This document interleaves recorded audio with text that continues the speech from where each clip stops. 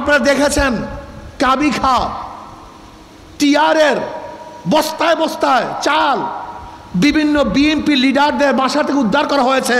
এর জন্য মানুষকে ভোট দেয় না। প্রিয় জনগণ ভাইয়েরা আমার, এখনো ক্ষমতায় যায় নাই, বিএনপি এখনো ক্ষমতায় যায় নাই। এরপরে তাদের অবস্থা এই, ভয় আছে যেতে পারি কি পারি না, যদি অপকর্ম করে মানুষ ভোট দিবে না। এই ভয়ে ভয়ে যেই কাজগুলি করতেছে, যখন ভয় থাকবে না, যখন ক্ষমতায় চলে যাবে, এই দেশটার অবস্থাটা কি হবে বলেন তো? এখনো ক্ষমতায় যেতে পারবে কি পারবে না, অপকর্ম করলে সেই ভয় আছে। তারপরও এই কাজ, যখন ক্ষমতায় চলে যাবে এই দেশটাকে নরকে পরিণত করবে, জাহান্নামে পরিণত করবে। গোটা বাংলাদেশের মানুষকে বলবো, পিআর সিস্টেমে নির্বাচন দেন। আজকে হোক কালকে হোক বিএনপি ওই দাবি করবে, কিন্তু সেই সময় আসতে আছে। বিএনপির পায়ের নিচের মাটি তো আস্তে আস্তে সব ফসকিয়ে যাচ্ছে।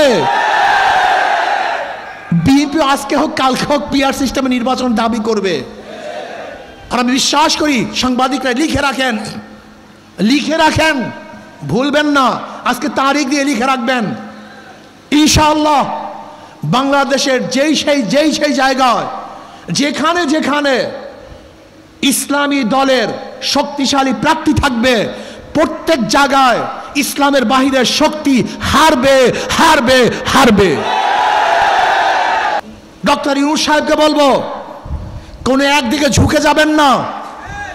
আপনার মতো শিক্ষিত ভদ্রলোক যেই কাজ করেছেন এটা ঠিক করেন নাই, আমরা সহ্য করেছি।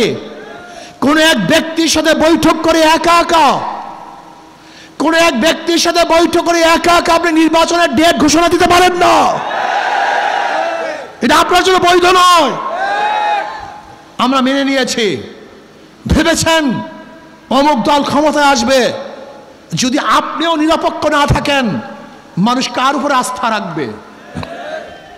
কিন্তু খবরদার, নির্বাচন আপনি যেই দিন করেন আপত্তি নাই, কিন্তু প্রয়োজনীয় সংস্কার এবং দৃশ্যমান বিচার ব্যতীত যদি আপনি নির্বাচন করেন তাহলে অবশ্যই জনগণের কাঠগড়ায় আপনাকে দাঁড়াতে হবে, জনগণের কাছে আপনাকে জবাব দিতে হবে। যে ইউনূস সাহেব, আপনি তিনটা জিনিসকে সামনে নিয়ে ওই চেয়ারে বসেছিলেন, সংস্কার, দৃশ্যমান বিচার এবং নির্বাচন। আপনি শুধু নির্বাচন উপহার দিবেন, সংস্কার করবেন না এবং বিচার করবেন না, আপনি ওয়াদা খেলাপ করেছেন।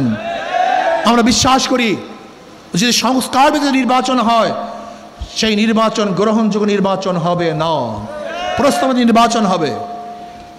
যদি 1000% স্বচ্ছ নির্বাচন হয়, একদল বলবে কারচুপি হয়েছে, নির্বাচন ঠিক হয় না, ইঞ্জিনিয়ারিং হয়েছে, বিভিন্ন বক্তব্য দিবে। কাজে এমন নির্বাচন চাই যেই নির্বাচন গ্রহণযোগ্য নির্বাচন হবে।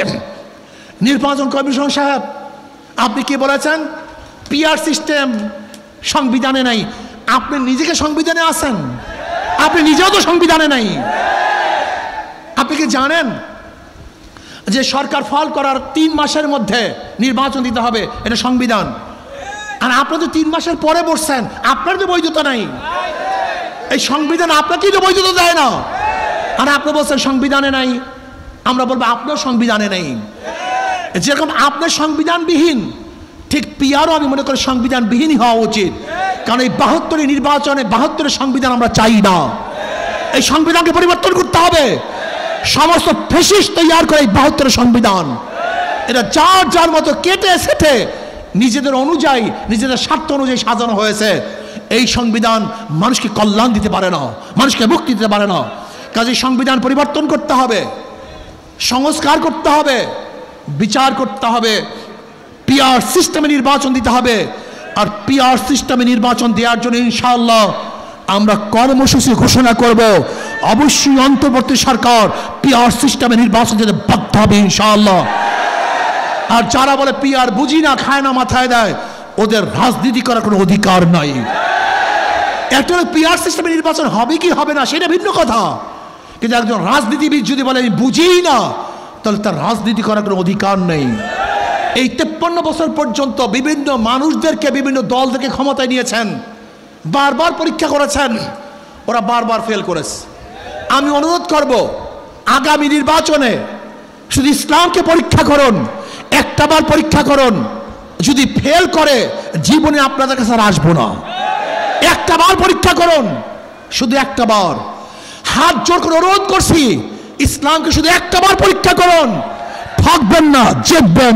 ঠকবেন না, অবশ্যই জিতবেন ইনশাআল্লাহ।